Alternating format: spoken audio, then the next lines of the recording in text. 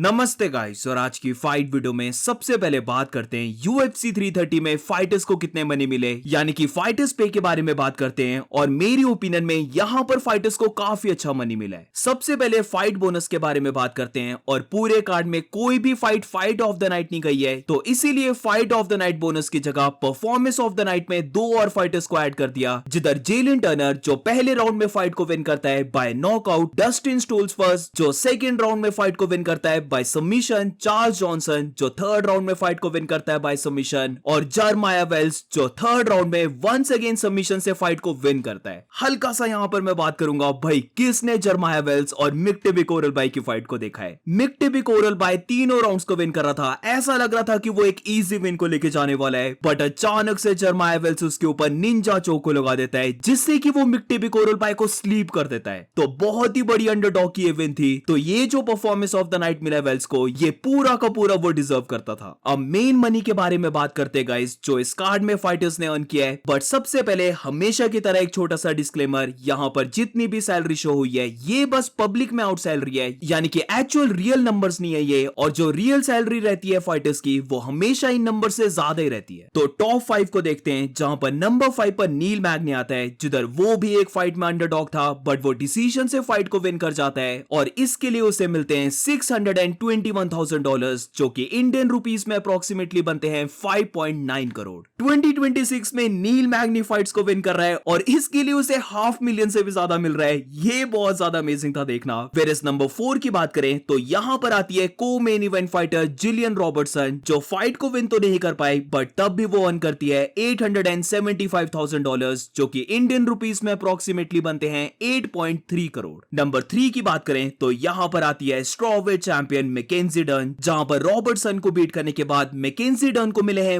$1.6 million, जो कि Indian rupees में अप्रोक्सीमेटली बनते हैं 15.6 करोड़। अब नंबर 2 की बात करें तो यहां पर आता है main event fighter Ian Machado carry, जहां पर वो इस्लाम को बीट तो नहीं कर पाया, बट उसे मिलते हैं वॉपिंग $2 मिलियन, जो कि इंडियन रुपीस में अप्रोक्सीमेटली बनते हैं 19.7 करोड़। सच में अगर हम इसको देखें तो ये बहुत ज्यादा मनी है, गिवन दैट कि गैरी एक नॉर्मल फाइटर था, यानी कि वो चैंपियन नहीं था, और फाइट को वो विन भी नहीं किया है, बट फिर भी उसे मिलते हैं $2 मिलियन। और इसके बाद नंबर 1 फाइटर के बारे में बात करें, जिसने पूरे कार्ड में सबसे ज्यादा मनी को अर्न किया है, तो वो none other than welterweight champion Islam Makhachev है, जहां पर गैरी को बीट करने के बाद इस्लाम को मिलते हैं $4.1 मिलियन, जो कि इंडियन रुपीस में अप्रोक्सीमेटली बनते हैं 39.6 करोड़। मुझे जरा भी याद नहीं है कि इस्लाम को अपनी लास्ट फाइट्स में कितना ज्यादा मनी मिला है, तो do correct me if I am wrong, but क्या ये $4.1 मिलियन इस्लाम की अभी तक की सबसे बड़ी पे नहीं है? ऑफ कोर्स इस्लाम ने इससे ज्यादा ही मनी अर्न किया है, बट मुझे लग रहा है जो पब्लिक में फिगर आया है वो अभी तक का ये सबसे बड़ा है, जहां पर आई डोंट थिंक सो कि इससे पहले हमने देखा है कि इस्लाम ने $4 मिलियन के मार्क को क्रॉस किया, बट यहां पर हम देखते हैं कि इस्लाम महाचेव अर्न करता है $4.1 मिलियन।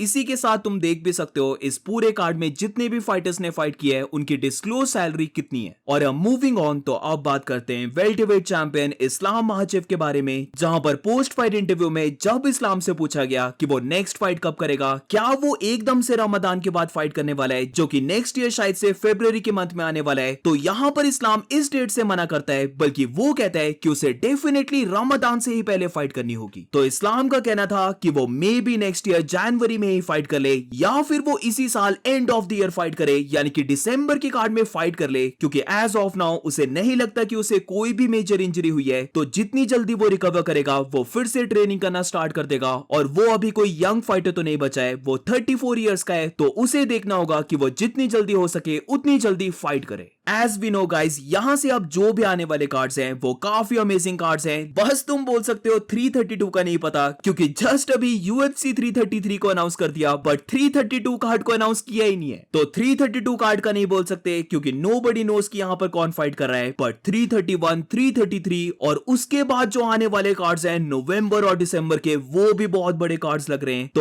ऑलरेडी कार्ड बहुत बड़ा होने वाला है, और इस्लाम के एडिशन से और भी ज्यादा बड़ा हो जाएगा। ऑल्सो इसके साथ गाइस इस्लाम तो नेक्स्ट फाइट कर रहा है, बट उसका नेक्स्ट ओपोनेंट कौन हो सकता है? तो इसको लेकर सबको पता है, दो ही बड़े नाम से, यानी कि कार्लोस प्राटेस और माइकल मोरालेस। कार्लोस प्राटेस ऑलरेडी बोल चुका है कि वो एक और फाइट नहीं करने वाला है, बल्कि वो सिट अराउंड करके इस्लाम की वेट करने वाला है, और जब भी इस्लाम हेल्दी होता है और फाइट करने के लिए रेडी होता है तो उसकी फाइट होगी इस्लाम के साथ। तो इयन गेरी की फाइट के बाद इस्लाम से यही क्वेश्चन पूछा जाता है, और यहां पर इस्लाम ने भी एग्री किया है कि अभी पूरी वेल्टरवेट डिवीजन में कार्लोस प्राटेस ही सबसे ज्यादा डिजर्व करता है उसके साथ नेक्स्ट फाइट करना। इस्लाम का कहना था शाफकात राखमनोव फाइट नहीं कर रहा है, माइकल मोरालेस एक काफी अच्छा फाइटर है, वो टॉप में पहुंच चुका है, बट लास्ट बार मोरालेस ने कब फाइट की थी उसे तो याद भी नहीं है, तो इसीलिए मोरालेस को एक और फाइट करनी होगी। तो सिर्फ रहता है कार्लोस प्राटेस जो कि एक्टिव फाइटर है, वो फाइट्स करे जा रहा है, और उसकी ओपिनियन में भी वही डिजर्व करता है जिसके साथ उसकी नेक्स्ट टाइटल फाइट हो। तो ऑलमोस्ट एक कंफर्म मान के चलो गाइस, जो इस्लाम महाचेव की नेक्स्ट फाइट होने वाली है वो कार्लोस प्राटेस के साथ ही रहेगी। अब प्राटेस की बात लगी है तो नेक्स्ट बात उसी के बारे में करते हैं, जहां पर कार्लोस प्राटेस और माइकल मोरालेस एक साथ देख रहे थे इस्लाम और गेरी की फाइट को,